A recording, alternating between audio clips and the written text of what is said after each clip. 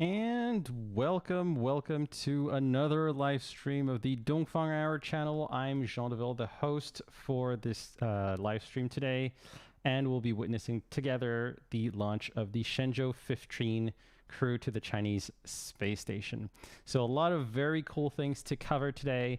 Maybe before we start, I just want to say, hey everyone, it's great to see quite a few viewers right now on the stream. Just want to make sure that sound is okay. So if you could send a message in the chat just to make sure they can hear me correctly, and then we can get started.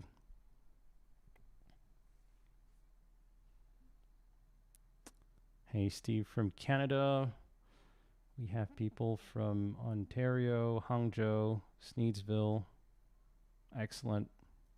Stéphane Rambaud, probably from France. Can anyone just post in the chat if sound is okay? I'm not sure.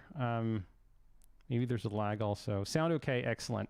Excellent. Great. I think there's a slight lag between when I'm speaking and when I get the messages back.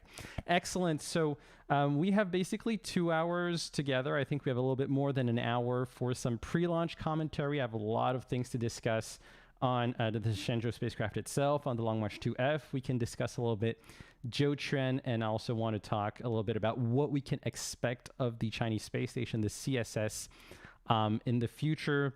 We'll watch the launch together, and I'll comment and take some Q&As also during the pre-launch preview discussion, but also after the launch. Someone's asking to go a little bit louder. I'm going to try and make it a bit louder. Is this better? Maybe, yeah. Okay, and as usual, feel free to ask any questions. So I don't have a moderator today to collect all the questions. My moderator bailed on me last minute he had some things to do, but I'll try and catch them as much as possible in the chat. So and I think there'll be fewer people for the Shenzhou live stream today than for Mengtian and Wentian, so I think we should be fine. Okay. All right, guys, let's get started. First, I want to talk a little bit about what we can expect of the Chinese space station in the future. Okay, and just for some context for those who haven't been following closely the Chinese space program, so what the Chinese space station is this sort of end game of 30 years of research and development that started out in the early 90s, where China started to build its crewed spaceflight program. And so we're in the phase right now of China deploying a space station, a permanent space station. And this, the timeline basically is split over two phases. You have the construction phase, which was spread over 2 years. It started last year with the launch of the Tianhe core module, and it's supposed to finish this year with the launches of the two experimental modules, which have already been launched this summer and in October. And so what we're witnessing today with Shenzhou-15, it's the last launch of the so-called construction phase of the Chinese space station. And so that means that starting from next year, we're officially entering the operational phase of the Chinese space station. And there's a difference there because during the construction phase, it's about assembling the different parts of the Chinese space station, making sure that all the systems work nominally. There's also some manual work that's necessary from the astronauts. However, during the operational phase next year, it will really be about just doing as much space sciences as possible. This wasn't the main objective at the moment of the Shenzhou 13, 12, 14, and so Shenzhou 15 will mark a change. Okay. Seeing lots of hellos in the chat. Hey everyone, glad to be with you guys. I see UK, Australia, Beijing, Shenzhen, Hong Kong. Very cool. Thanks for joining. Thanks for joining this this live session. And so what we're seeing here on the screen is the Chinese space station as it is now. So you have the two experimental modules on the side, Mengtian and Wentian. You have the Tianhe core module, which is the middle module that's perpendicular to the two experimental modules.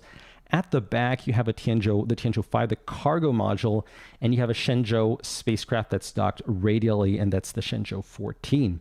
And so you see a little space there in the front, a docking port that's available, and that is where the Shenzhou-15 crewed spaceflight that's going to launch today is going to dock to. And so next picture here is what the Chinese space station will look like once it is completed. And so we have naturally the two experimental modules, as said just now, the Tianhe core module with the Chinese flag. You have the radially docked Shenzhou, and at the back of this image, you see an additional Shenzhou. So you have two Shenzhous that are docked simultaneously, and that's the Shenzhou-15. So this is what we should see in a couple of hours. All right. And so, yeah, I wanted to also talk about, what we could see in the coming years, because, I've got questions like, has all the exciting stuff with the Chinese space station happened over the past 2 years? And yes, to some extent, the really cool part of deploying these massive pieces of space hardware has now passed, but there's a new chapter that's opening up. We're going to see a lot of interesting things as well. I just want to comment on what we're going to see. So first thing that we're going to see a lot in the coming years is naturally space sciences. That's the whole point of the operational phase.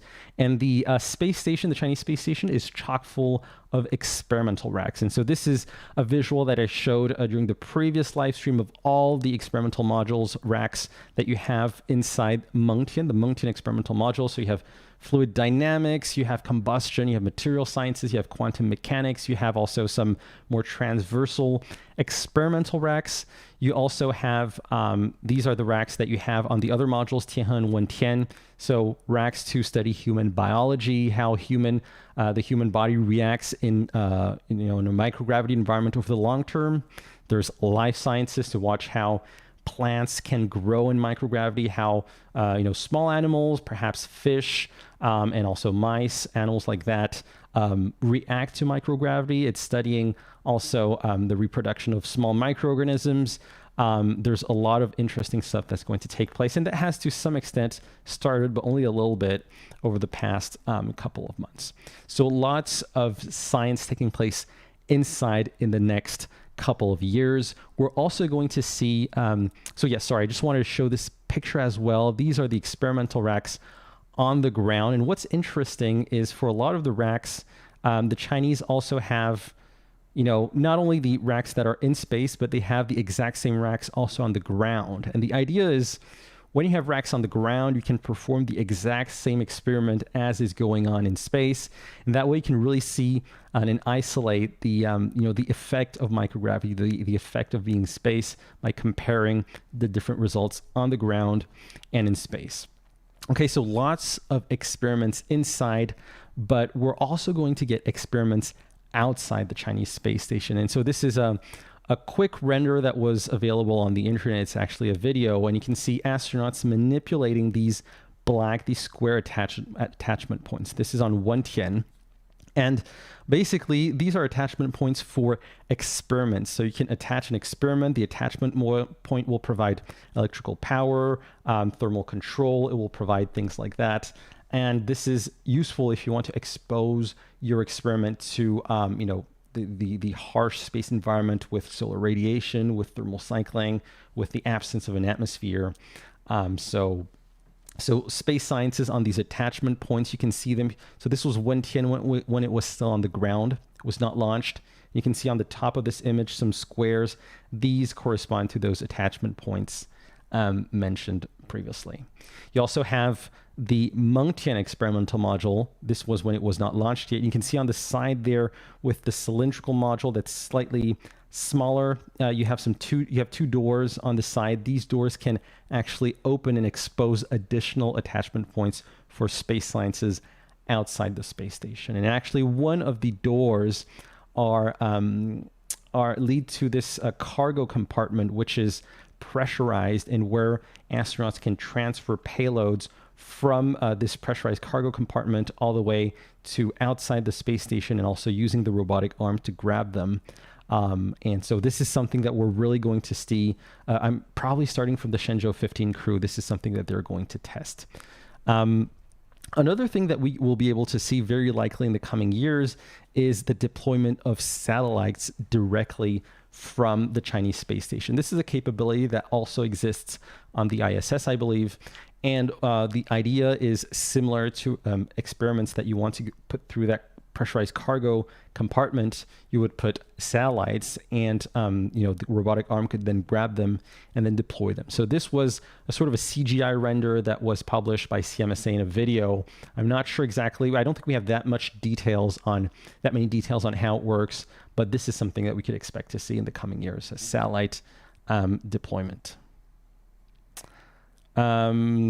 Steve P is asking, I see people on Twitter saying CNSA will also launch a spare version of Tianhe, Wentian, and Mengtian to be added to the current setup. I'll get to that in just 5 minutes. There's a lot of interesting stuff that I can comment on that.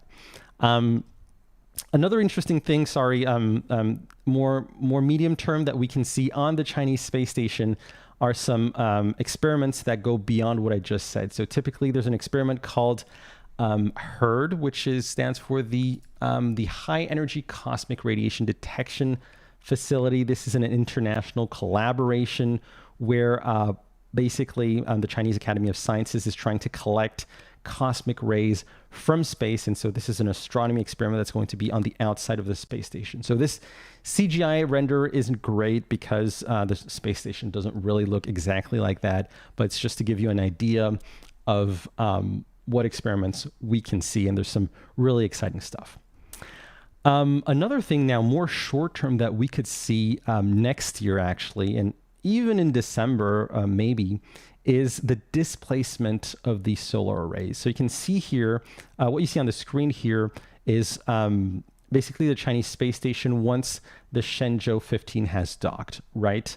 But an issue with this setup is that the smaller solar panels of the Tianhe core module, well, sometimes, you know, the larger modules or the larger solar arrays cast shadows. There's an occultation phenomenon, which is not great because that's not good for the efficiency of those solar panels. And so what the Chinese want to do is to take those solar panels and displace them to the extremity, to the really the tip of the experimental modules. And I actually have another image to show you what this would look like. You see the difference between this And this is the displacement of the solar panels. I remember Zhou Jianping, who's the chief engineer of the chief designer of the Chinese crewed spaceflight program, saying that this would be one of the most difficult EVAs that the Chinese have to do so far. Very likely, we're going to see the robotic arm take those solar panels and put them at those ends of the experimental modules, and there will be astronauts very likely performing spacewalks, ensuring that things are happening as planned, and potentially also actively participating in this displacement and fixing those solar panels. So that's something pretty cool that we could see very, very soon. Another big thing that we could see in the next 2 years with the Chinese space station is the launch of Shuntian. So Shuntian is China's first large-scale telescope. I say large-scale because it's not China's first space telescope. There have been some small-scale telescopes over the past 5 to 10 years. I know some solar telescopes like CHASE, like ASO-S. You have DAMP. You have some very small space telescopes that have been launched for very specific applications, like dark matter detection, like solar, studying the sun. But this one is the first large-scale telescope. Shuntian is going to weigh up to 15 tons, I believe, and it's going to be a survey telescope. Despite it often being called the Chinese version of Hubble, it's not really Hubble because it's a survey telescope aiming at mapping the universe, whereas Hubble usually focuses on very specific parts of the sky and imaging those and getting very detailed views on a very specific object. But we have actually a full video on this if anyone's interested. On the Shuntian telescope. And the link with the Chinese space station is that this telescope is supposed to dock to the Chinese space station. This is something that was envisioned from the start as something linked to the Chinese space station. The Mengtian experimental module, actually, the cargo transfer compartment in there, initially it was supposed to be a space telescope. Shuntian was supposed to be inside Mengtian, but in the end, the scientists around 2014 decided that the vibrations of the Chinese space station, you have mechanical systems like control moment gyros, you have thrusters. This would affect the space telescope, and so they decided to move it out as an external external component that would dock on a regular basis to the CSS for any maintenance stuff. I'm just going really quickly through questions. Okay, not too many so far. I'll get back to Steve P's question in a bit. So Shuntian, that's another exciting thing that we'll see in the next 2 years normally, launch at the end of 2023, early 2024. And this is going to Steve P's question. This is basically a speculation on what the future Chinese space station expanded would look like. And see, this is much more massive than the image that I showed just now. And what you see here is basically double the size of the Chinese space station. And saying that the Chinese space station will be expanded is speculation, but there are actually quite a lot of clues. And let me just give a few examples. I think the biggest clue is, for example, a couple of months ago, we had Yang Liwei, who's the deputy chief designer, chief engineer of the crewed spaceflight program, who said, at the end of the decade, the Chinese will very likely expand the Chinese space station. So that's very straightforward. It's out of the mouth of a top level, Chinese space leadership. Naturally, that's the first clue.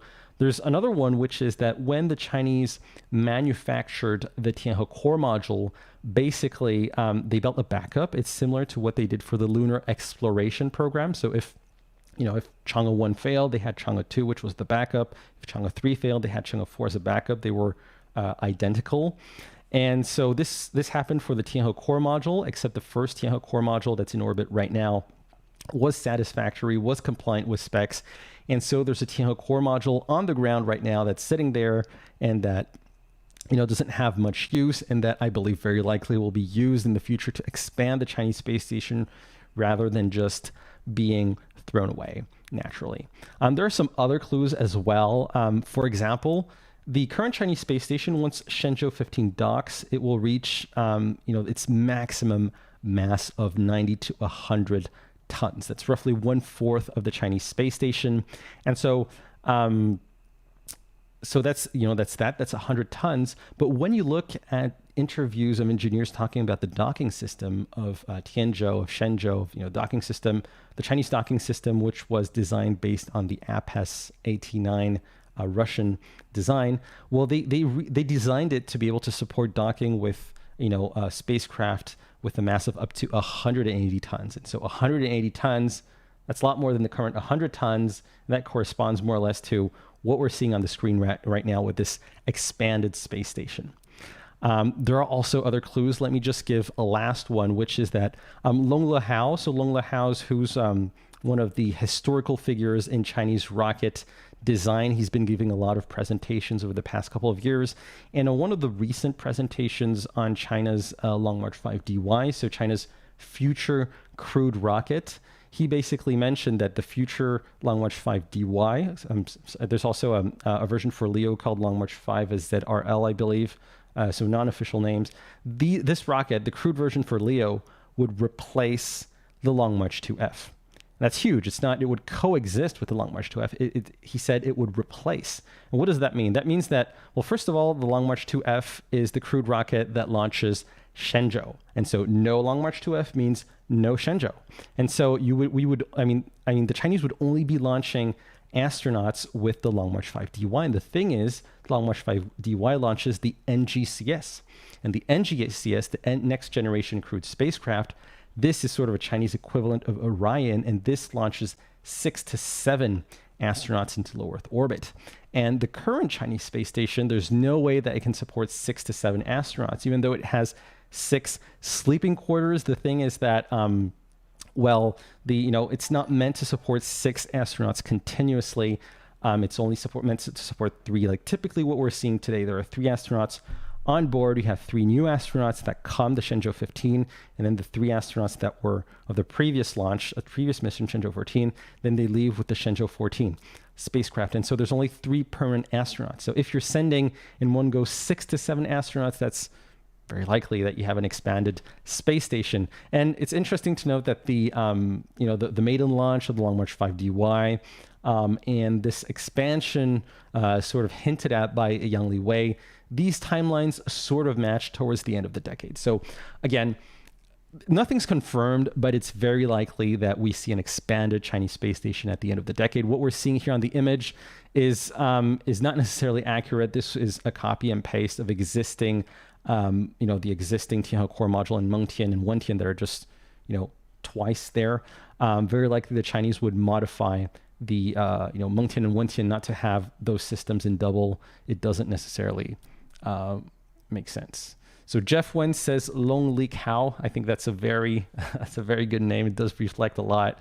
It's not, I guess he's fully aware of the information he's releasing. Long Lehao. He's a great source of information on what's going on. I see that I think it's Black Warrior that dropped a super thanks. Thank you so much for your support. Really appreciate it. Looking at some other questions. Could the CSS be used for maintenance on third-party satellites? So you mean similar to, so that's Exoker that's saying that. That's a good question. I don't really know. I suppose if it's the same as what Shuntian is doing, basically docking to the Chinese space station on a regular basis, I guess that could work, but then you would need to be compatible with the Chinese docking system, which was based on Russian APAS 89 standards, but I don't know how intercompatible it is with other spacecraft. So that's a good question. Any other questions? When will China expand the CSS? So that's what I was saying just now, likely towards the end of the decade. When will the rocket launch? I have a countdown at T minus 48 minutes, but I probably will update this in a little bit just to make sure that it's accurate and we don't miss the launch. All right. Okay, moving on. I'd like to talk now a little bit also about the Shenzhou spacecraft. This is what is going to be launched today. And it looks a little bit like Soyuz, for those who are familiar with the Russian space program. And I mean, it's for a reason. When the Chinese were designing Soyuz at the at the beginning of the 90s, they went for a more conservative approach, basically a design that had already been proven, that had been used many times by the Russians. So there are similarities. It's not exactly identical. There are quite a few differences actually with Shenzhou. It's a bit larger. But before I get into that, I have a 3D model that I can show. But before I get into that, I want to tell a little bit a story on how the Chinese reached this architecture. And it's a story that goes back to the 80s, and it's called Project 863. And so let's go back to the 1980s before China designed Shenzhou. They released a project called Project 863, which was to push forward the R&D of the development of high tech in China. And so it's not just space, it's also things like quantum mechanics, like microprocessing, electronics. And there was one component of Project 863 in the mid 80s, which was linked to space. It was A63-2. And the idea was to have Chinese engineers propose projects for a future Chinese crewed spacecraft. And so you had many proposals. The one on the right, which is the one which is Shenzhou, it's the one that was selected. It was proposed by CAST. But you realize that there was a lot of brainstorming in China at other designs. You have, for example, some very futuristic stuff like the aerospace plane from the Shenyang 601 Institute, which, it's two-stage to orbit, horizontal landing, horizontal takeoff, space plane with air-breathing engines. Probably a little bit too ambitious for the time, for sure, but lots of space plane projects. And we're in the 80s where space planes were really trending. You had naturally the US with the space shuttle. You had the Russians with Buran, but you also had Europe developing their own Hermes space plane, and you also had the Japanese. And so you had a lot of projects, and the Chinese naturally wanted their own. And in the end, Shenzhou was selected again because the conservative engineers sort of won the selection process, but the two finalists was actually Shenzhou and Tianjiao on the right there. And so the Chinese almost got a sort of an equivalent of a space shuttle, but that was never developed. So just to say that there was a lot of thinking, a lot of thought that was put into developing, which spacecraft to develop. These are other views. This is from Mark Wade. This is some visuals that were found on the Chinese internet. And so in the end, the Chinese went for a more conservative approach, which is the Shenzhou spacecraft that we see here.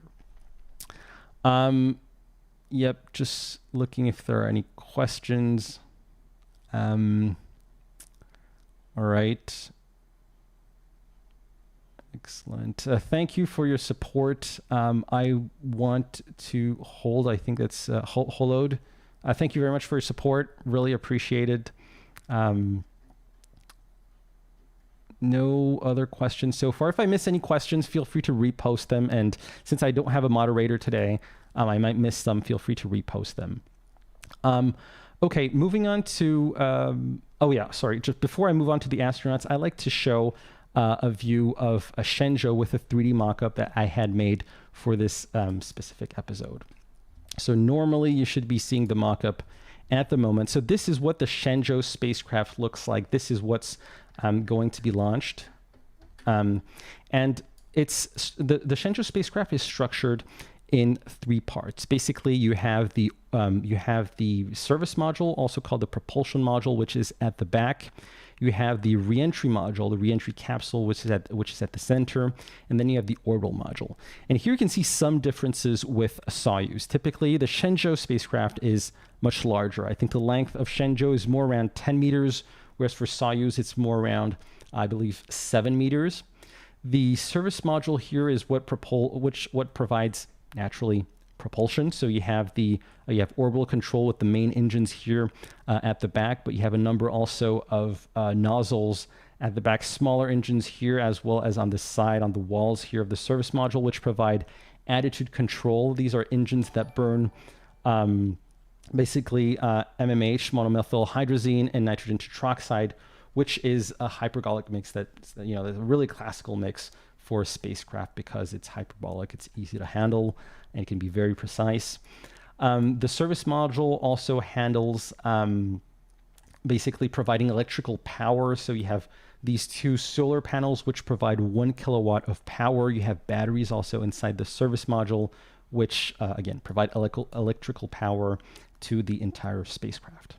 Now, if we move a little bit further, we look at the reentry module. This is naturally a very important piece because this is where the astronauts are during launch and during landing. This is the only part of Shenzhou that performs a reentry. The other parts are discarded and they break up during reentry. And it's not only important because it brings back Chinese astronauts, but it's very important because this is the only way today that the Chinese can return cargo to the ground, because their current cargo spacecraft, the Tianzhou, even though it brings a lot of cargo to the Chinese space station, it's not exactly, it's not reusable, so it cannot bring cargo back. And that's a pity because on the Chinese space station, you have a lot of experiments, for example, biology experiments, and you may want to bring back samples of plants that have grown in space. And today, this is only possible in the Shenzhou spacecraft. Now, I'm not sure if you've seen what the Shenzhou spacecraft looks like when it returns. It's really very cramped. There's very little space. So it's the only method at the moment, but CMSA, the Chinese Crewed Spacecraft Agency, is currently looking for a new cargo spacecraft that would be reusable, that would be smaller, and that would be complementary to the Tianzhou spacecraft.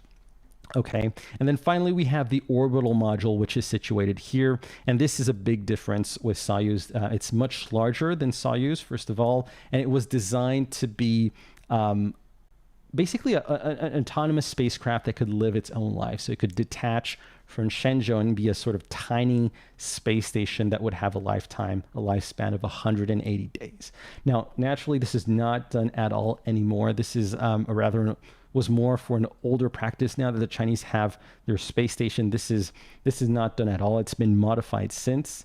You have the docking port that is at the front here, the docking system, the rendezvous system, and this is what's going to dock with the Tianhe core module later today. You have also this hatch here, which historically was an EVA hatch. This is where the Chinese performed their first spacewalk ever with this hatch. That was the Shenzhou-15 in 2008.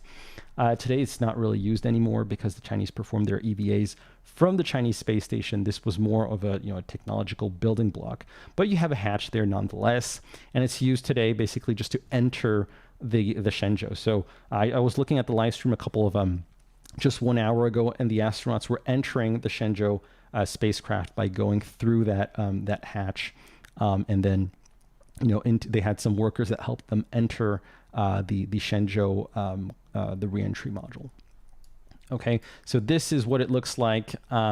We have actually a video dedicated on the channel that's dedicated to how the Shenzhou spacecraft re-enters. So if you want more cool stuff on Shenzhou, do check that out. There's a lot of cool stuff. I see support from Kevin saying, thank you so much for your support. That's really appreciated. Thank you so much. Looking at some of the other questions at the moment. So there are some questions on the astronauts. Let's cover that for a moment. So the 3 astronauts that are going to launch today is, starting from the left, you have Fei Junlong, you have Deng Qingming, and then you have Zhang Lu. And China has this tradition of announcing the names at the very last moment, 2 days before. A viewer had asked me, why is that the case? I don't actually know, but it's been like that for ages. I think it's potentially, if there's a switch in the astronauts, they don't want to, announce a change in names at the last moment. I don't have the real reason. It's unfortunate that it's announced so late, but that's just the way it is. What was very interesting, though, what's very interesting about announcing it at the last minute is that there's a lot of guessing on who those astronauts are going to be. And actually 2 of the names out of 3 here were pretty much, we were pretty much sure of who was going to be there. So typically there was Zhang Lu. Zhang Lu on the right here, he's the only astronaut who had not flown before on the among the second batch of Chinese astronauts. Deng Qingming, it's the same thing. He was the only astronaut from the first batch that was selected all the way back in the late 1990s that had not flown. So these guys were for sure in this crew of astronauts. And the question was, who are they going to put as a commander? So on the left here, and who would have prior Shenzhou flying experience? And so it's a Fei Junlong who had flown previously on Shenzhou-6. That was in 2005, I believe. And so we have, I think, the oldest crew of Shenzhou astronauts to date, with I think an average age of 53, 54. And while that's the oldest for the Chinese historically, it's not the oldest in all of spacecraft history. I believe that on the ISS, there's been astronauts that went pretty close to 80 years old. So not an issue normally for these 3 astronauts who've been training for quite a bit of time now.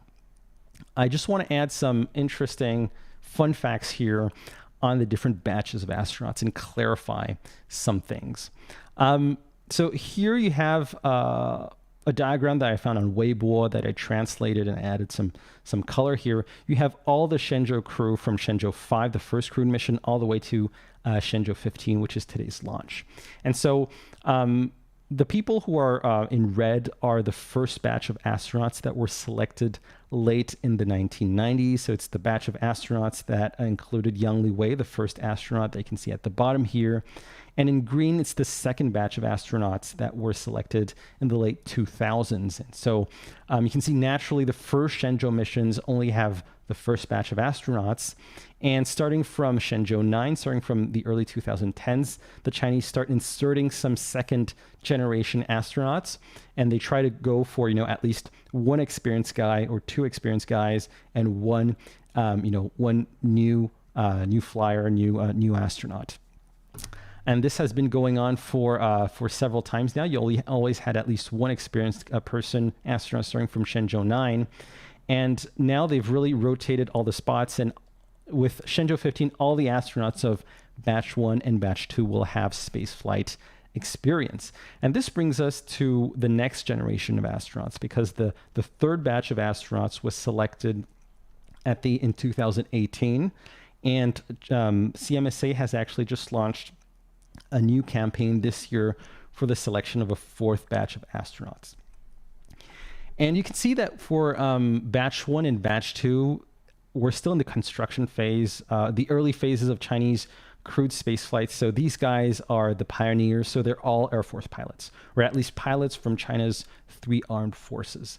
However, starting from the 3rd batch of astronauts in 2018, of which the names haven't been revealed yet, I believe, in there you have pilots, but you also have engineers which have an aerospace background, and you also have payload specialists. And so these are guys that have backgrounds in something that's not linked to aerospace at all. It can be biology, it could be, quantum mechanics or something like that. And this shows that China is moving from a construction phase of their space program to really an operational phase where they need astronauts that are really good at specific sciences. You need specialists. And so you'll have a couple of those in future missions. So Batch 3 has never flown yet, but I expect that now that Batch 1 and 2 all have flown, we could be seeing Batch 3 flying some Shenzhou missions, even as early as next year. Okay. Going quickly through some of the questions. Will there be 6 astronauts on the CSS? Yes, there will be an overlap for a couple of days of Shenzhou-14 and Shenzhou-15. So that's also a historic moment for the Chinese space station. This is the first time that this is happening, and also the first time that the CSS will have 2 Shenzhou spacecraft docked to it simultaneously. Let me see if there's anything else.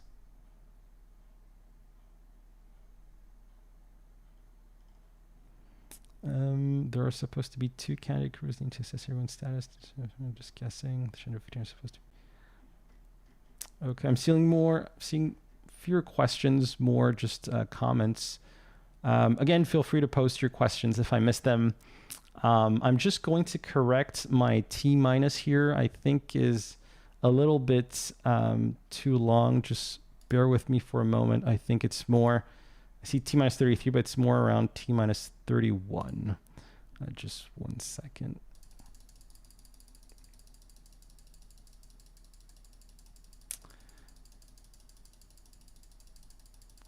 Just bear with me for a moment. It's a lot of clicking. There we go. Start. So now we should have the right time. Not exactly the right time, but should be fairly close. Okay. Can China fly the CSS to the moon? Well, no, the CSS is not designed to do that as far as I know. So probably not. And I mean, the whole objective of the CSS is to have a permanent station in orbit. China initially wanted to join the ISS. This was not possible for political reasons. So China set up its own space station in low Earth orbit. So it's really designed to stay there. Let's move on to Jiuquan. I think there are a lot of cool things to note to talk about on Jiuquan. So Jiuquan is the launch site for today's launch. And Jiuquan is famous for being China's historical first real launch site that launched the first rockets, notably the Long March 1. You can see a very low resolution image that's here. The Long March 1 launched from Jiuquan. It launched China's first satellite. Historically, if the very first launches, if we include sounding rockets, were not from Jiuquan, you had the T7 sounding rocket in the late 50s, early 60s that launched from Shanghai as well as Anhui province. But I mean, real orbital launches started at Jiuquan starting from the 1970s. Okay, so it's famous from a historical perspective. It's also famous among China's 4 launch sites for being the the launch site that launches China's crewed human-rated rockets. And so this is for example, the Long March 2F that we can see here. This is what's going to be launched today. And you have the VAB, the Vehicle Assembly Building, in the background. Now, Jiuquan also is used to launch other launch vehicles. You have the Long March 2C. There's a separate launch pad for that. And there's also the Long March 4 series. So this image here, I just realized is not correct. This image is from Taiyuan, but the rocket is correct. The Long March 4 series can also be launched from Jiuquan. And you also have the Long March 11 series that can be launched from Jiuquan. So a solid fueled rocket. Now, a lot of people consider that Jiuquan is an old launch site that's launching old rockets that would be phased out in the coming years. And I mean, to some extent, that's true. I mean, the Long March 2s and 4s, very likely they're going to be phased out in the future and replaced by newer generation rockets. But that has changed over the past couple of years because we've seen commercial companies getting more and more interested in Jiuquan. So you have, for example, Caspace that's launching the ZK-1A from Jiuquan. And so this is an image of the ZK-1A, a solid fueled rocket that puts a little bit more than 1 ton into low Earth orbit. Here's another view, not in Jiuquan, but of the ZK-1A. And you also have larger rockets, liquid fueled rockets that will launch from Jiuquan. So this is Landspace's Jiuque-2 that's supposed to actually launch next month. And Landspace spent a lot of money to set up its own launch site, a Methalox launch site in Jiuquan. So Jiuquan is a very old launch site launching very old rockets that likely will be phased out in the coming decade. However, it should maintain some importance if we see this momentum of commercial rockets launching from there, building up and maintaining a presence. I want to show really a quick view of what the launch site looks like from satellite imagery. I just need to start up Google Earth. Just bear with me. And here we are. So let's unzoom and let's have a look at the Earth, at China from space. Okay, so this is China from space. And an interesting thing about Jiuquan is if I type just Jiuquan city on Google Earth, then it leads me to this area. This is a city in Gansu province in China that's close to the desert. And nothing special there, but you'd expect the launch site to be nearby. And what's interesting is the Jiuquan Satellite Launch Center is not immediately next to Jiuquan. It's actually quite a bit further. It's in Inner Mongolia, so a neighboring province. And so it's not very, very far away, but it's still quite far, as you'll see here when I type the coordinates of the Jiuquan Satellite Launch Center. You'll see that it's still quite far, and this is maybe a little bit reminiscent of what the Soviets did at the time for Baikonur, where Baikonur was not exactly next to Baikonur. If I type the launch coordinates, then you go to somewhere that's quite different. And that's, okay, that's not the correct area. Sorry about that. Let me just get the correct coordinates of Jiuquan.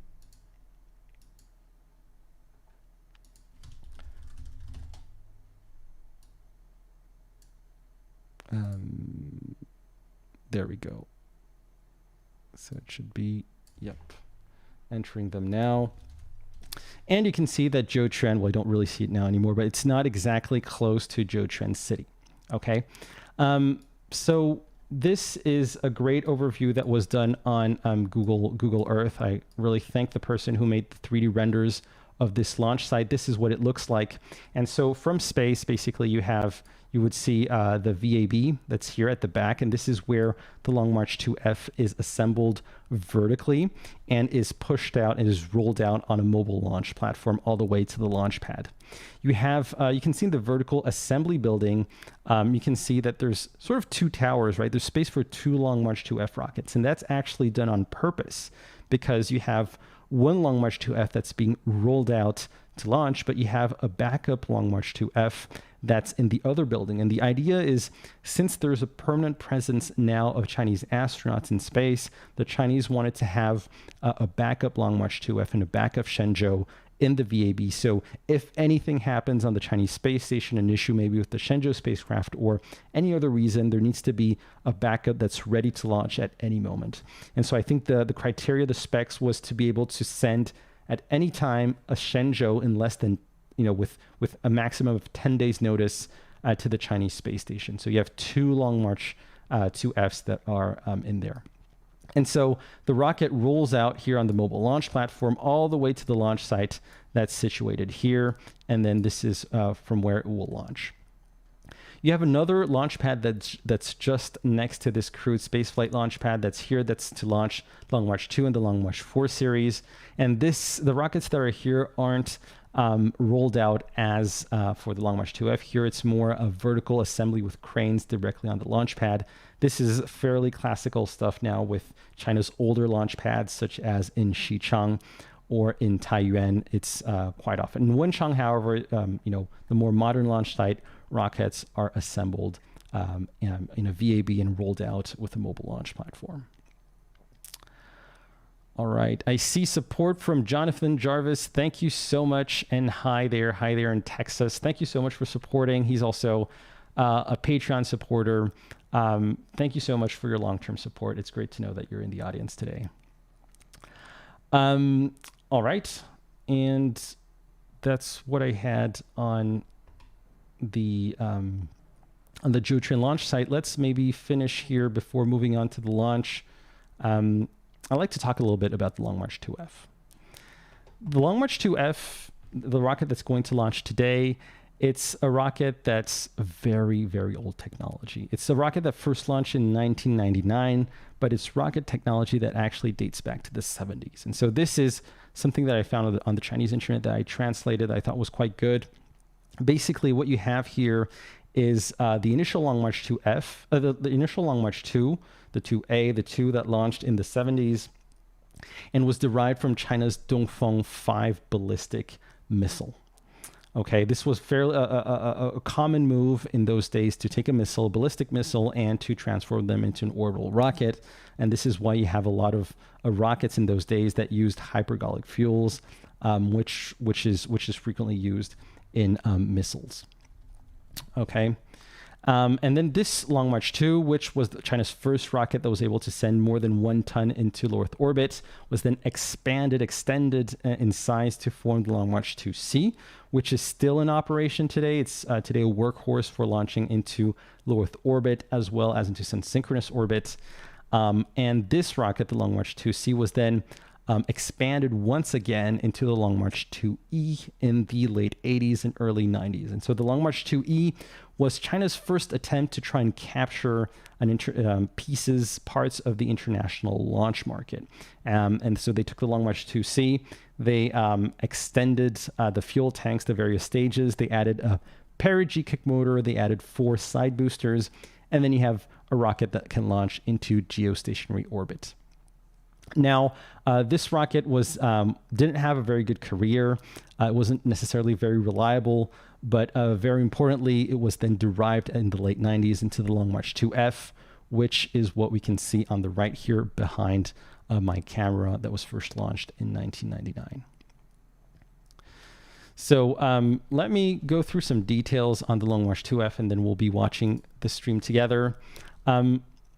These are some images of the Long March 2E, actually. I just put them there because I thought they were very interesting. It's a bit off topic, but it's at a time when China was launching foreign payloads. And so this was the Long March 2E launching an Australian satellite that was based on US space bus, satellite bus, US technology. And so you had those three flags launching together from Xichang. That's a pretty rare sight that you wouldn't see today.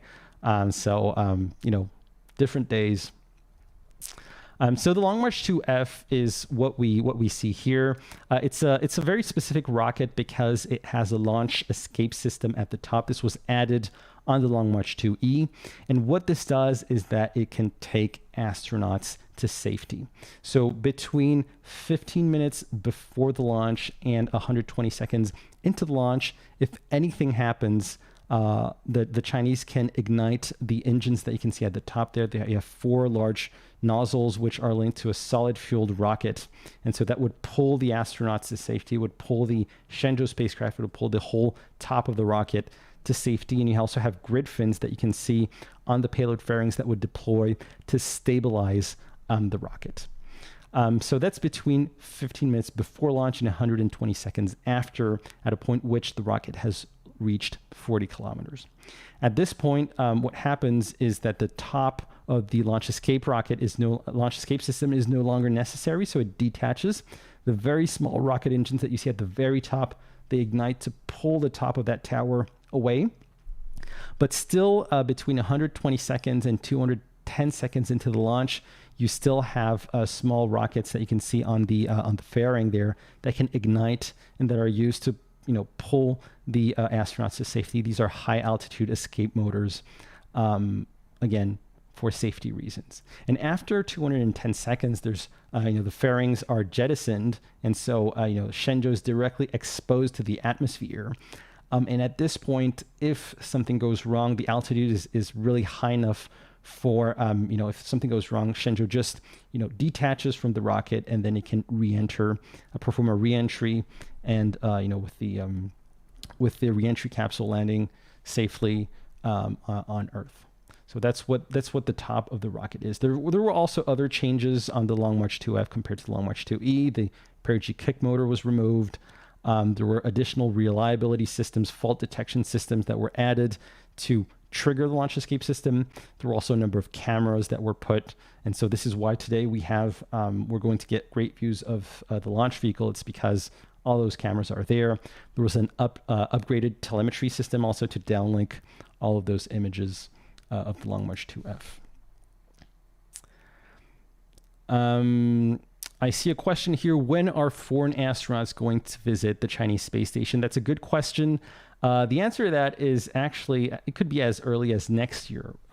What Yang Liwei said, so the deputy chief engineer of China's crewed spaceflight program, he said that once the Chinese space station enters the operational phase, they will be open to receiving foreign astronauts. And so, it could happen as early as next year. We know that some astronauts from ESA have been training with Chinese astronauts. There was a training in 2018. There was one, I believe, also in 2015 and 2016. So CNSA, ESA training. So it could be a European astronaut. It could potentially also be some other close allies of China, like, Pakistan, maybe, from the Middle East. That's also possible. So starting from next year, not guaranteed next year, but likely starting from next year, we're going to see talk about having foreign astronauts on board. Naturally, the Chinese did not want to invite foreign astronauts on board before the end of the construction phase, considering that was a pretty critical moment of the Chinese space station's life. I see a comment saying that it's minus 17.3 degrees out there in Jiuquan, and that's absolutely the case. It's very cold in Jiuquan. I was watching the live just now, and you could see a reporter shivering out there trying to interview an engineer close to the launch pad. And yes, it's very cold, and that's a challenge also for the rocket fuels, because I think the freezing point and the boiling point of some of the rockets forgot if it's the oxidizer or the fuel, which is around -10. And so a -17 is beyond the freezing point. And I think that's why there are thermal tiles that we're going to see at some point around them, around the venting holes that we'll see that in the live stream. But definitely it means that there are constraints for the rocket. Any other questions that I may have missed? Let me just wrap up on the Long March 2F, and then we'll switch directly to the live stream. Okay.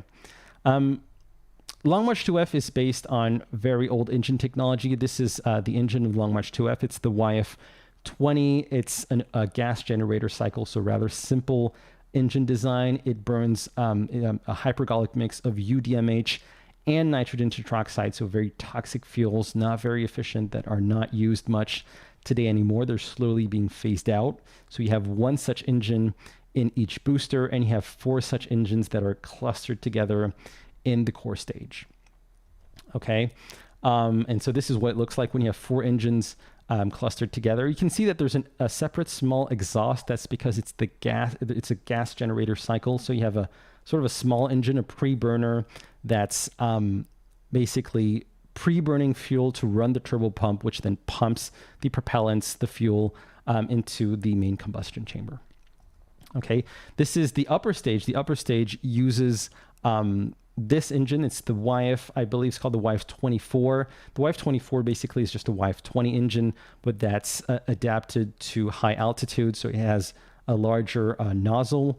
And you also see those vernier engines. So it's those engines that are small engines that are covered in red. And these are to provide attitude control. Notably, when you only have one engine, gimbaling doesn't provide you attitude control in all 3 axes, roll, pitch, and yaw, and so you need additional systems. So vernier engines are pretty old technology. It's not used by recent rockets really anymore, but it's, again, the Long March 2F is an old rocket, and so that's probably why it's there. You also have similar systems on the Soyuz rocket. Let's see so this is another picture of the Long March 2F. And I think we can switch to the live stream. Let's see if I can make it work correctly. Just hold on for a second, and I'll answer questions.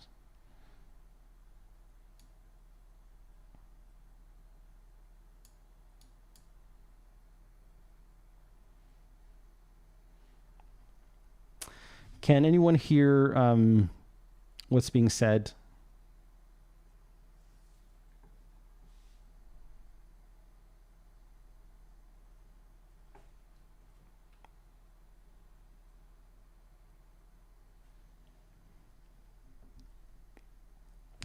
Yeah, so this is Yang Yuguang, a commentary, a frequent guest on CGTN.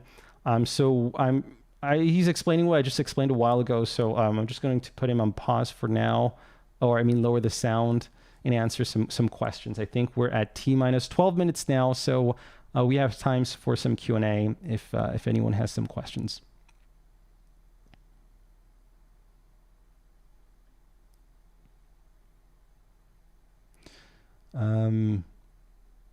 Okay, I see that there's a question on the NGCS. When will the NGCS be operational? So the NGCS is the next generation crewed spacecraft. It's what I was calling just now China's equivalent of Orion. It's a much larger crewed spacecraft that enables China to have larger scale operations in low Earth orbit, sending up to 6 to 7 astronauts into LEO, and it can send up to 3 astronauts to the moon. And so this is the spacecraft that will likely be used by the Chinese for China's first crewed lunar landing that's scheduled for the end of this decade. It flew for the first time in 2020. It was launched by a Long March 5B, and so this was a test launch just to make sure that systems were working correctly. But it's never been in operation really. Because naturally here, again, the Chinese space station is not large enough, I guess, to host a full crew on an an NGCS spacecraft. I don't think I've seen any updates on these NGCS recently, but it's, it's probably one of the more advanced pieces of China's lunar exploration puzzle, because to reach the moon, you need the NGCS, so a crewed spacecraft to take astronauts to the moon. You need so this is almost literally ready. It was tested in 2020. You need a crewed rocket that can launch to the moon, such a big payload to the moon. That's the Long March 5DY. This is not ready, but the maiden launch is planned for 2026 more likely. You have, for example, a lunar lander and a sender that's currently in development in China. So this is not ready. I think the NGCS is one of the pieces that are more ready, if that's correct English, compared to the other building blocks to enable the Chinese to land Chinese astronauts on the moon by the end of the decade.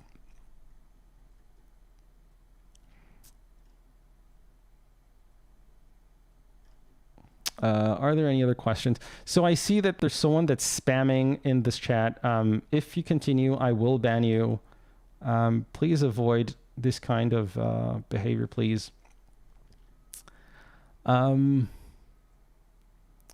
There's Basham Ria saying, why can't the CSS accommodate more than 3 astronauts for a long-term stay?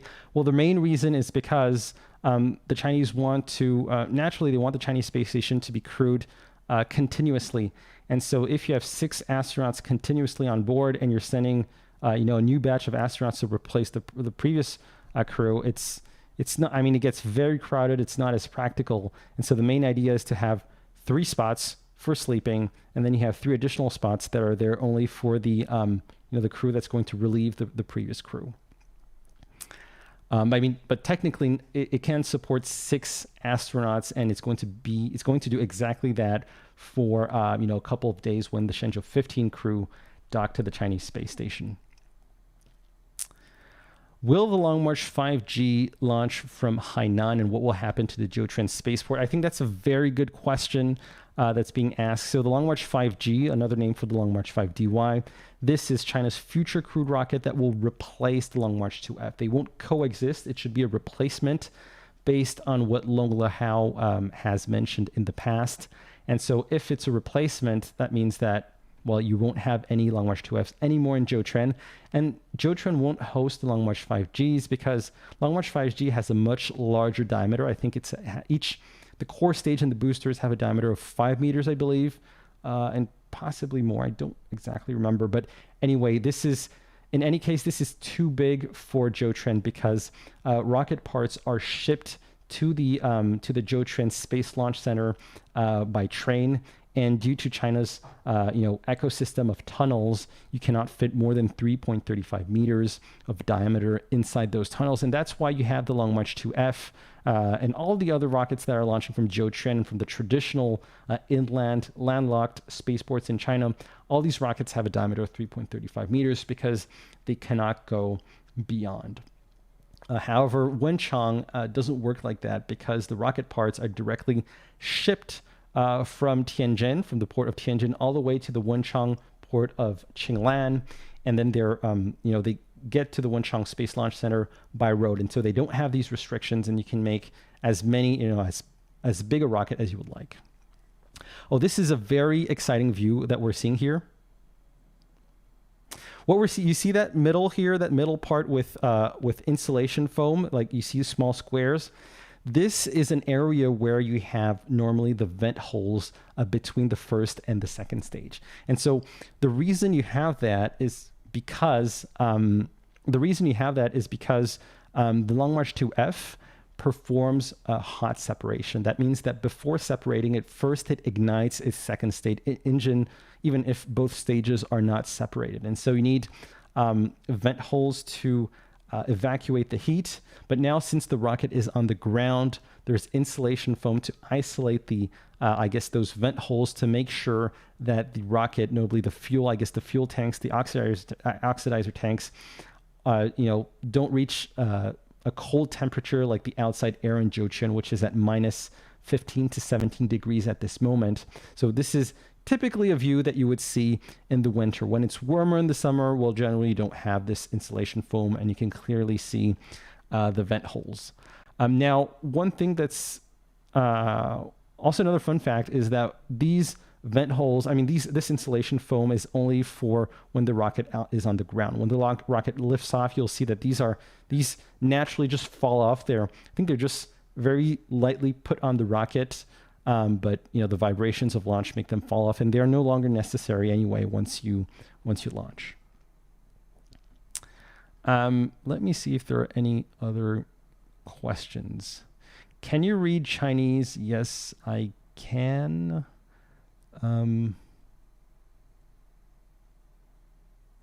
Let's see what they're saying at this moment. I'll read through the questions while we're doing that.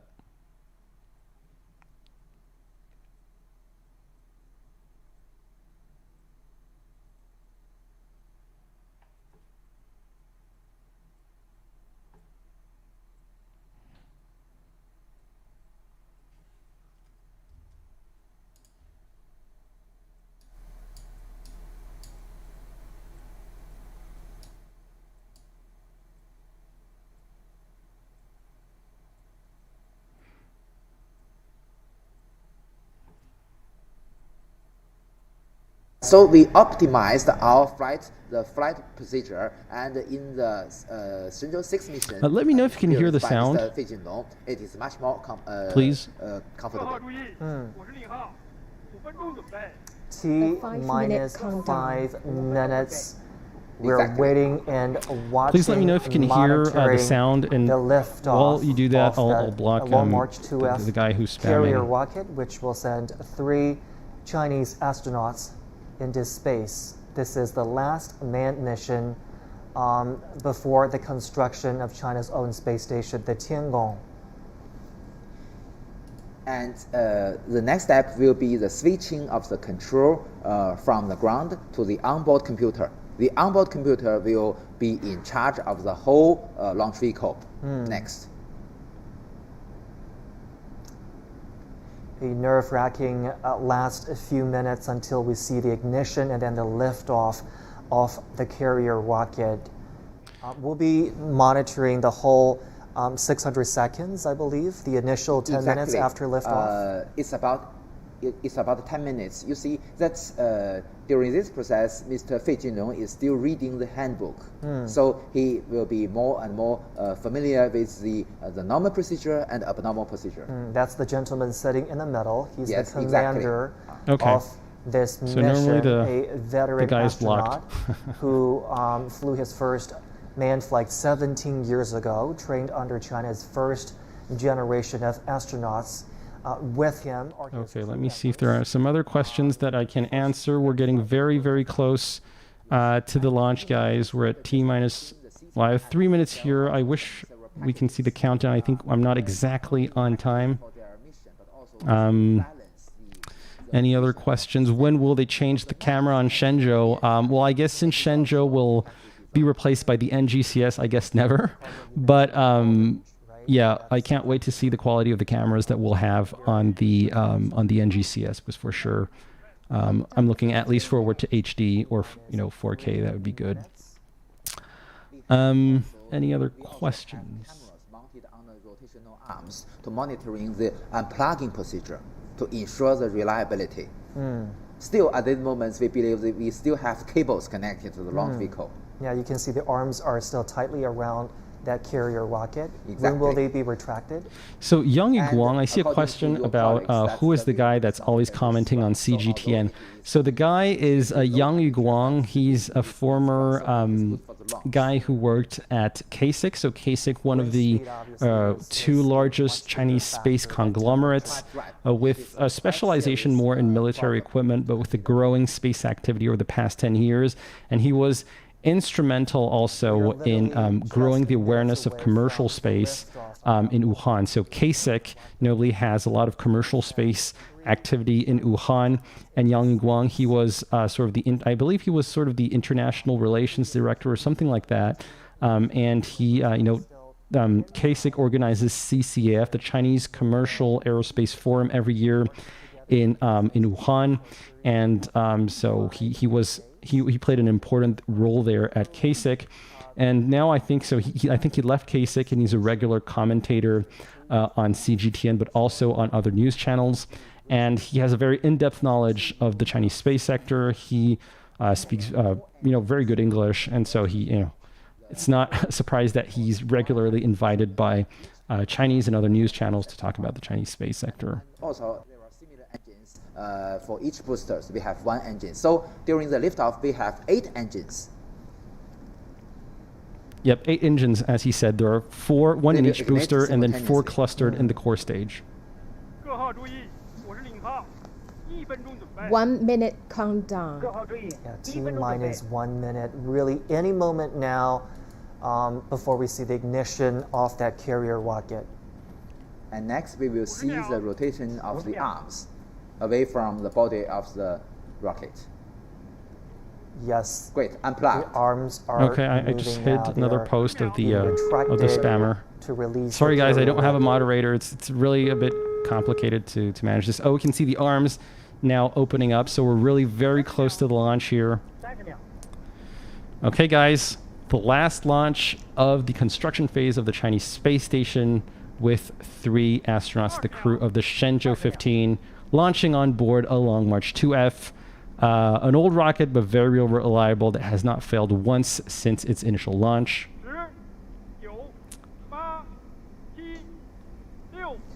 5, 4, 3, Let's 2, get started. 1, ignition.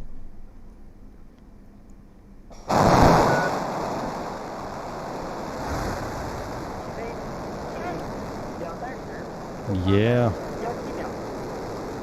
Very nice shot with the moon in the background.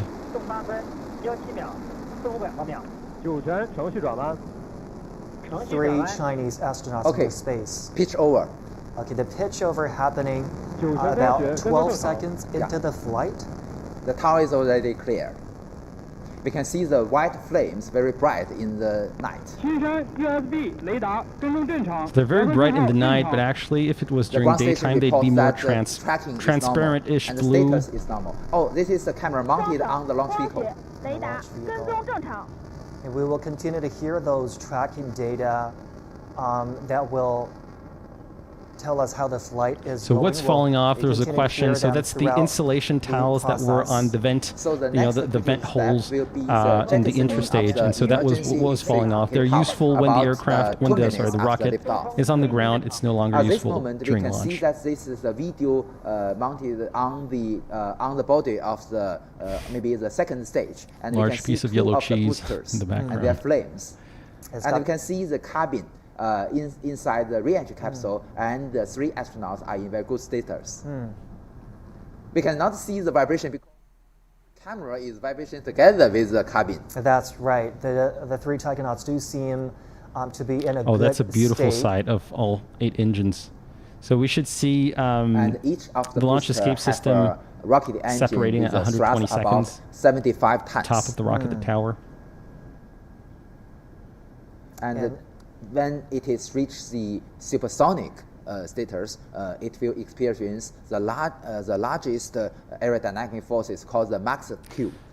So at this moment, it will be supersonic and will Yes, be safer a and viewer safer. suggests that Oh, I great. add The T plus jettisoning of time. the emergency escape That's a good power. suggestion. I'll do that The next escape time. towers I'm still have pretty new come to off. streaming. This is 2 Sorry, minutes guys. into the flight. Exactly. And then will be the separation of the 4 boosters. We're monitoring to see the 4 boosters coming off. 双程光学雷达跟踪正常。 So we should be having booster separation soon. I mean, the Taikonauts do seem to be doing fine, but this is the part where they feel There we a lot go. of discomfort, and as you can see, the boosters are Great. coming off. You can see a cross of the 4 boosters. And the first stage has already been separated. In the Excellent. first stage of the carrier rocket, And the second stage will work much longer than the first stage. It has 1 main engine. It is a vacuum version of the first stage engine. It is similar, but with a large nozzle. And also, the second stage have 4 vernier engines. with smaller. And you can size, see that the sort of well, we don't really see it now anymore, but you can see that the rocket plume then grows in size as the pressure drops outside as the rocket is is gaining altitude. So that's a very classical sight that we see when we have fairing separation. Something else the is payload coming. fairing is separated. That's the payload fairing. So The payload fairing is what yeah, you can see the very protects large the rocket plume spacecraft. there. Yes. You can see the beautiful flames of the launch vehicle.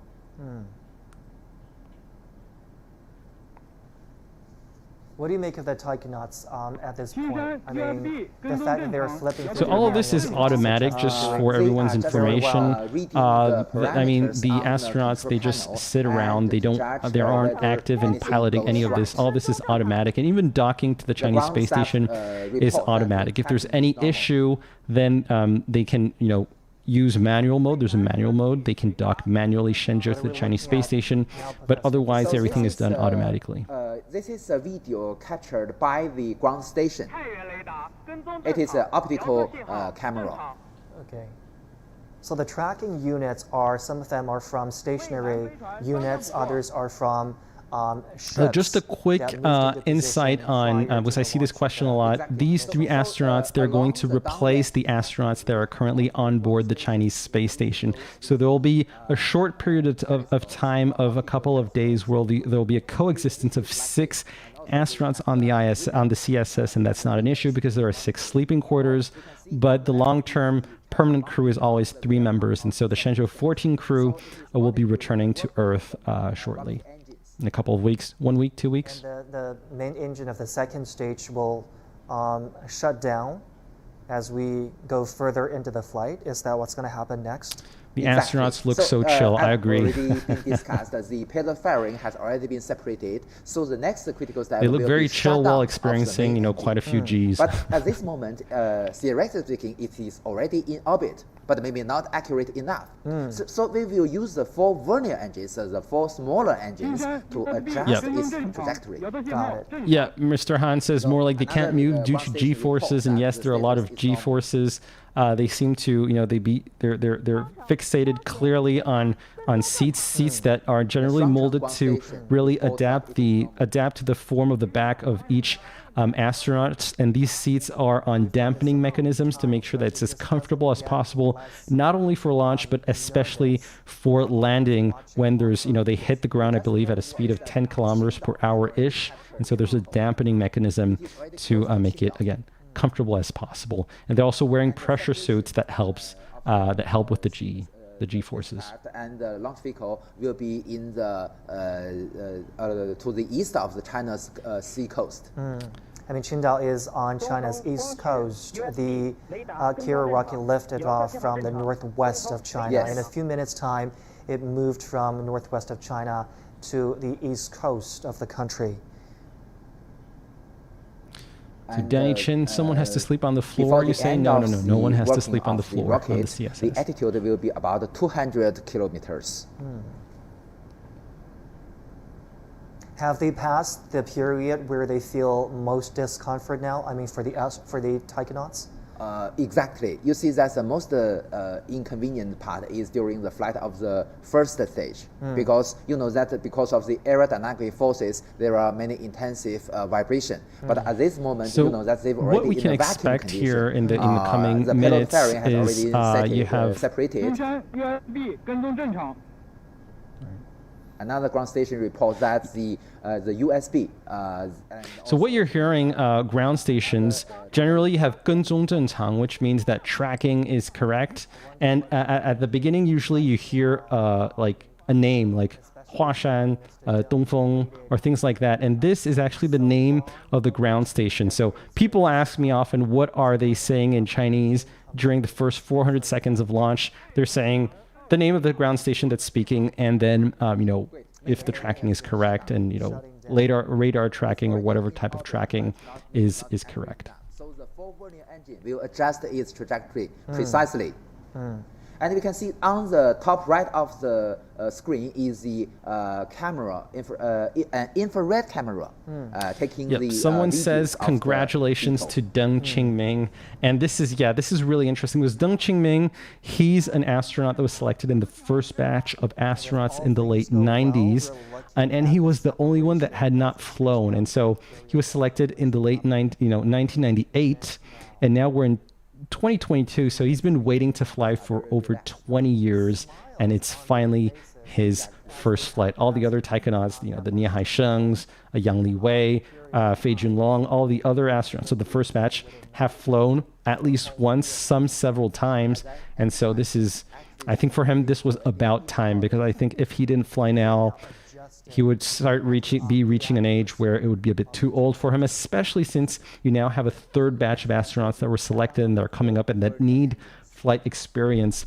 So I'm sure it's a pretty big relief for him to launch now, and especially at an exciting time where the Chinese space station is now assembled.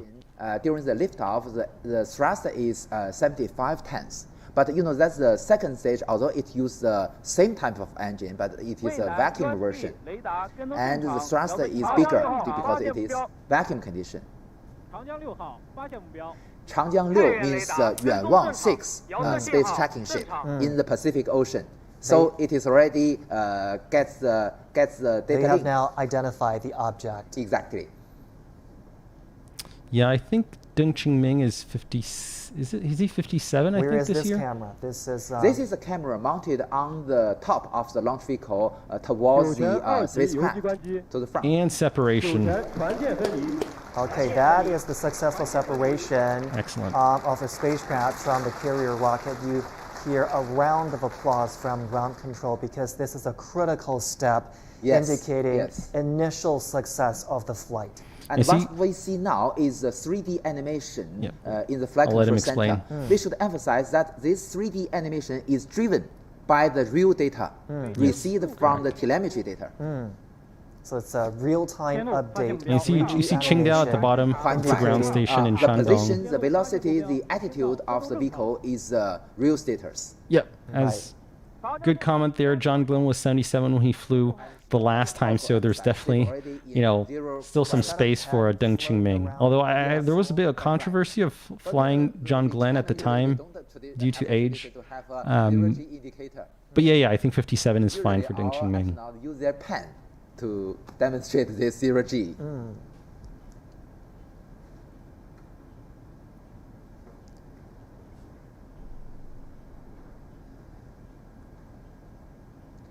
$20 is a We're long now wait. 6 Agreed. minutes into the flight, and the separation of the spacecraft from the carrier rocket has happened, indicating initial success of the flight. So usually, I think success, you get the green screen when the solar panels are deployed and when the antenna is deployed, because then everything is fully deployed and Shenzhou can reach the Chinese space station without any issues. Normally, you have no malfunctions. One thing that was interesting was that the Chinese have been with their spacecraft trying to dock faster and faster to the Chinese space station. So in the early days, the Tianzhou spacecraft and the Shenzhou spacecraft, they would take 45 hours to rendezvous and to dock with the spacecraft. And that's a very long amount of time. So for Shenzhou 8, the first rendezvous and docking, so that was... forgot the exact date, should be in the late 2000s, and it was docking unmanned to the Tiangong-1 experimental spacecraft. It took 45 hours, so over a period of 3 days, spread over a period of 3 days. And as time, as there were more and more missions, there were improvements that were brought to Shenzhou, and eventually it reached, a fast docking time of 6.57 hours. And it's the same thing for Tianzhou. Tianzhou 1 in 2017 took 40-ish hours to dock with the Tiangong 2 experimental space station, and then it got shorter and shorter until it reached, I think it was 8 hours for Tianzhou 2, 6.57 hours for Tianzhou 3 and 4, and Tianzhou 5 that launched a couple of weeks ago, that was just 2 hours. Every step of the flight.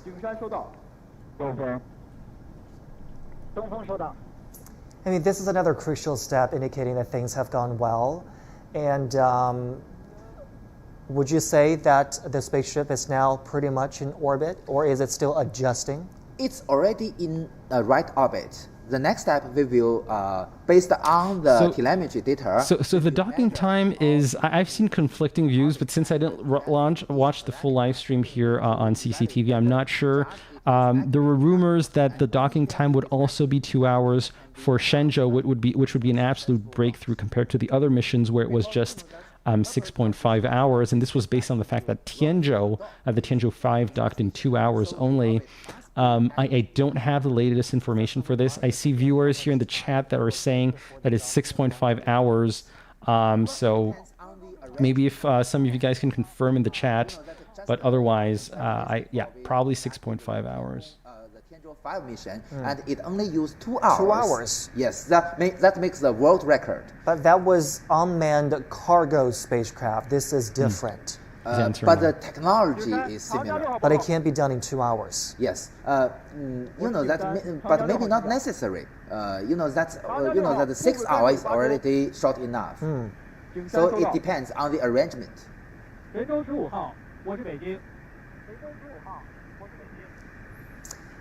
We're now, of course, waiting to hear from official announcement from Ground Command and Control to see whether I think it's 6.5 based on what he said. So far has been a success. There will be an official announcement. We're waiting for that to happen as well. 15号报告，飞船座舱大气环境正常，航天员感知良好，完毕。 They are feeling well. Yes, someone's saying that this is the stream I have is a bit blurry. That's because what CCTV exports to external streamers is in 720p that I had to enlarge. The CCTV stream is in 1080p. Unfortunately, I don't have access to that unless I restream their stream, which is not exactly authorized. And they will, as you mentioned, they will open their face window of their helmet sooner or later. Let's see if we can get a visual on them. They've already done that, right? Great. Because the most dangerous part has already been passed. Wonderful. That's always good to know.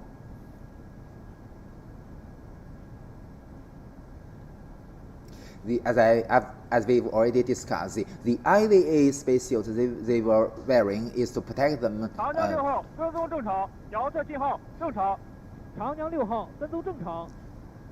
长江6号 means 远望 6 space tracking ship. Yeah, that's the flight time on 950 seconds into the launch. 56 seconds into the flight. The latest critical step has been the opening of the solar panels. So next, the Shenzhou-15 spacecraft will conduct a rendezvous, maybe several orbit maneuvers to meet with the Tiangong space station. So I see that I want the holodeck for B-Day in the chat is saying it would be nice if TV channels and CNSA show altitude and velocity. They don't show it here, but I know that there are apps that can sort of connect to the stream and where I could display it directly for you guys as a widget. It's a paying app, so I'll have to look into that. But I may invest in that for future streams. So stay tuned. That would definitely be cool. I'm still new to streaming. This is my 3rd live stream, so it's still pretty basic. But I'm looking forward to enhancing it with additional things like as mentioned by some viewers, time after the launch, velocity, and other details like altitude. 神舟15号飞船已进入近地点高度200公里，远地点高度361.9公里，倾角41.3度，周期1小时30分钟的预定轨道。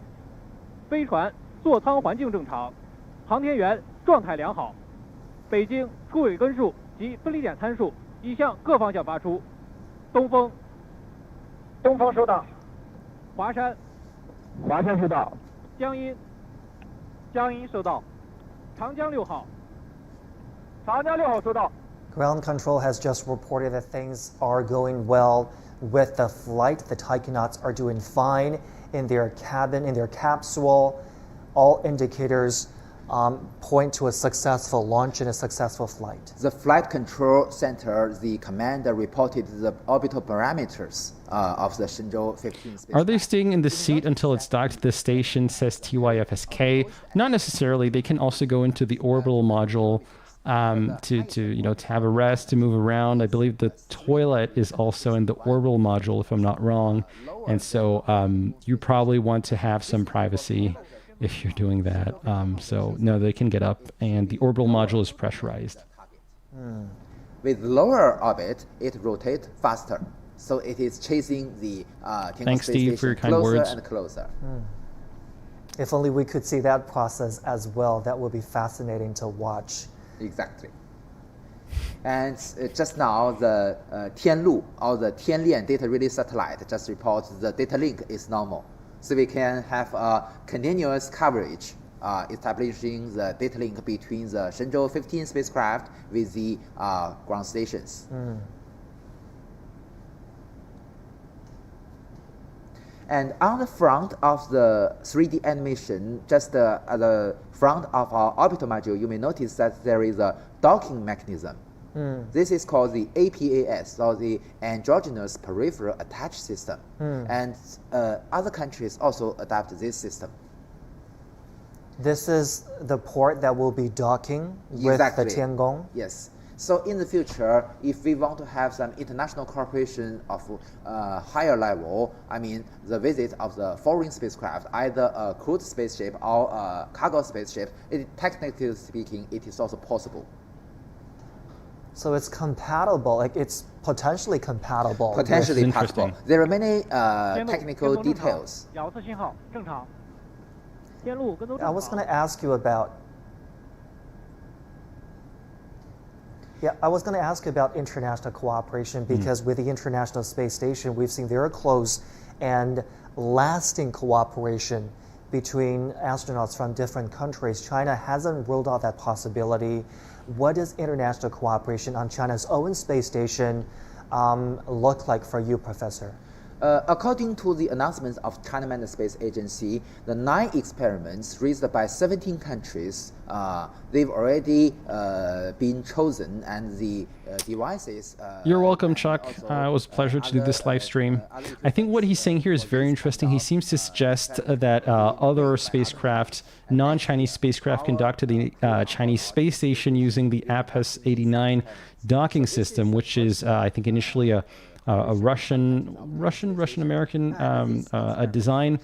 And this is really a question that I had. I don't have a clear understanding of this, despite the research I've been doing, of if the Chinese version of this docking system was transformed to a point where it's not intercompatible with foreign docking, APAS-89 docking systems, or if it is compatible. Does anyone in the chat know if Russian spacecraft can dock to the Chinese space station at this moment, or if it's not intercompatible? Okay, next several years, because obviously you're going to have to syndicate training. Exactly. You're going to have to... And also the foreign astronauts should learn Chinese. I believe they will. But our astronauts speak a fair amount of English, I would suppose. During an international flight mission, probably they will learn English. But Mr. Ye Guangfu can speak English very well. Because he trained abroad in Italy, was it? In Europe for a cave diving. You're welcome, Steve. You're welcome. He just mentioned that Chinese astronauts, foreign astronauts would have to learn Chinese. And I know that Thomas Pesquet, which is who is a French astronaut, ESA astronaut, he, I believe I read that he was learning Chinese as well. So, he may be a candidate for the CSS, possibly. You can see this is a two-dimensional animation in the flight control center. So we can see the red point is the Shenzhou-15 spacecraft. What is happening at this point, Professor? The ground control needs some verification of this being a complete success. What are they looking at? 遥测信号正常。 Power Dash says, wasn't established in the last stream that APAS 89 isn't compatible. And I agree with you. During the last stream, I asked the same question, and most viewers seem to say that it was not compatible, notably Chinese viewers. But Yang Guang, I think he sort of suggested that it was compatible, so I'm really confused on this. If anyone has a source, you know, an article or anything to confirm this, that would be awesome. The real status of the Shenzhou-15 spacecraft, and also as we were already seeing that they are evaluating the accuracy of its orbital parameters, and when we judge that it is already accurate enough, the commander of the Jiuquan Satellite Launch Center will announce the success, and we can see the big red screen. So it's an ongoing process. You need a multitude of indicators that are constantly sending you. And so we're supposed to see normally a red screen here at the Launch Control Center. Basically, this is a Chinese tradition. When a launch is successful, you have a huge red screen that appears, and you have, you know, sort of the head of the launch center that goes to the front and says, blah, blah, blah, blah, rocket, 圆满成功, and then everyone applauds, and then, you know, it's selfie time for the people who were operating there. Because then, you know, I mean, once that is done, it's really not the job of the people at Jiuquan anymore to track and to control this rocket. This is handled. There's the Beijing Control Center, and there's the Xi'an Tracking and Control Center that really are supposed to handle this. If it's the same as he imagined this would be, because he was the backup a lot of the times, and when he watched his colleagues lift off, and now he's experienced it himself, I wonder what's going before this through his mission, mind Mr. right Deng now. Qingwei had already become a grandfather, and her daughter is our colleagues. Yes, her daughter became, followed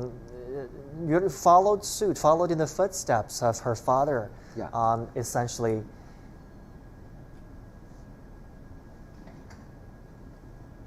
So I believe next the commander will announce the success of the mission.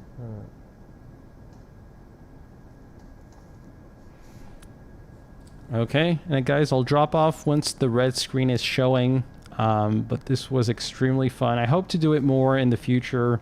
I'm not sure there's going to be, I mean, the next launches, you know, there's going to be Tianzhou and Shenzhou every 6 months, roughly, as astronauts stay 6 months on the Chinese space station. So one live stream every 6 months, that's not a high enough frequency for me. I'd like to do it at least every 3 months. So I'm thinking about doing live streams just, you know, on a specific topic, not linked to a launch, but maybe just covering the topic of, for example, Chinese commercial launch, reusability, China's projects to the moon, where I'd be talking over maybe 20 to 30 minutes, and then it'll be really purely focused on Q&A. You guys can ask questions, and I'll answer your questions. I saw this on some other channels. I thought it was pretty cool.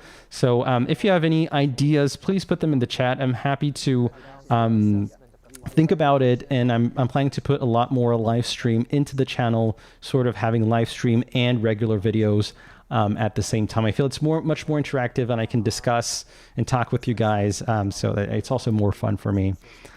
So let me know what you think. I'm also working on revamping the channel in the coming weeks in terms of graphics, and so if you have any ideas more generally on the content on this channel and what you would like to see, feel free to post that in the comments, or just email me at contact@dongfangair.com. And it will switch to autonomous rendezvous mode. So the Shenzhou-15, it will conduct the orbit maneuver based on its own. 我是北京。 What will the Tianlian satellite do once the docking and rendezvous happens? Will it still be in use? Quite right. You know that we have the communication link between the Tianlian, not only with Shenzhou-15, but also with Tiangong Space Station. 将于 And 3分钟 the 后进行发动机试喷，请系好束缚带。完毕。 okay, the thrusters will be tested. So the ground station, the ground commander remind the astronauts to So answering some of the questions here, what is to happen to the website? So I am a little bit overwhelmed by the work already of making videos. I would very much next year to start continuing, to continue to update the website. It hasn't been updated for 10 months now. With the support that I'm getting on Patreon and also some of the support I'm getting from you guys, either on buymeacoffee.com/dongfanghour or directly in the YouTube super chats, I can try and outsource some of the work so I can focus also on other types of content. So writing articles, podcasts, that would be a little bit too much, I think, but I'd like to do at least regular videos, live streaming. I'd like to do articles, and I mean, if I can at least make those three work, that would be absolutely great. Also, infographics. I feel that's a very visual way to see to understand some complex topics sometimes in the Chinese space sector. Docking with the space station. So these engines are so critical for the rendezvous and docking procedure. So that is the reason why the commander will ask to test these engines and remind the astronauts to fasten their seat belt. They're laser focused on those manuals again. I just love it when they move their legs around a little bit, indicating that they're relaxed, they're in a good state. Steve P says Chinese space planes. Yes, I will probably have a dedicated episode on that in the future because there's a lot going on in the space plane space, so to speak, in China. Camera mounted on the Shenzhou spacecraft. Talk about the Indian space program, says Steve. Actually, I would like to, honestly. I don't know enough yet to talk about it, but I'm trying to, catch up on that topic, and in the future, if the channel have more time for the channel, that would be absolutely great to not just cover Chinese space, but to cover Asian space more generally. There's a lot of interesting stuff happening in Japan, in South Korea, in India, and even in the Middle East as well, the UAE. So that would be really cool to cover as well. Inside the cabin, we have the very high resolution and very high quality videos. So that is not easy for transmitting all these videos back to the ground station. So this is a high technology. Oh, we can already see the sun. This is a sunrise in orbit.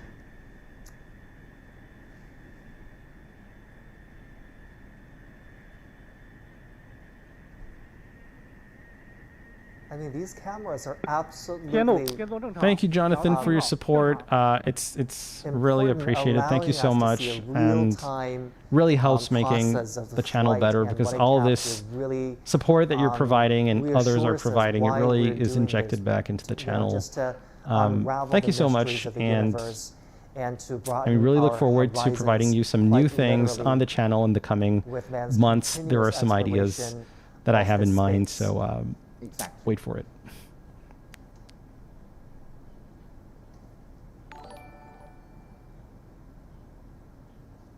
So you can see that the astronauts are still reading the manual. 我是北京，根据北京实时遥测数据监视判断，飞船太阳帆板工况正常，按3圈自主原导实施交会对接，后续工作按正常计划实 Please 施。 proceed as 神舟15 the 号 plan. So ground staff has just 15号明白。 Shenzhou-15 copy. informed Dongfang Shenzhou-15 crew Huashan copy. that the spacecraft is doing well, that the panels... Question, why don't they get better cameras? I think Shenzhou is just a very old spacecraft that's going to be phased out in the future. So I think that's the best there is, and it's going to get better in the future on the NGCS, the Future Crewed spacecraft, but for Shenzhou, I don't expect it to get upgraded in the future. Any plans on making videos on something like the Tengyun project?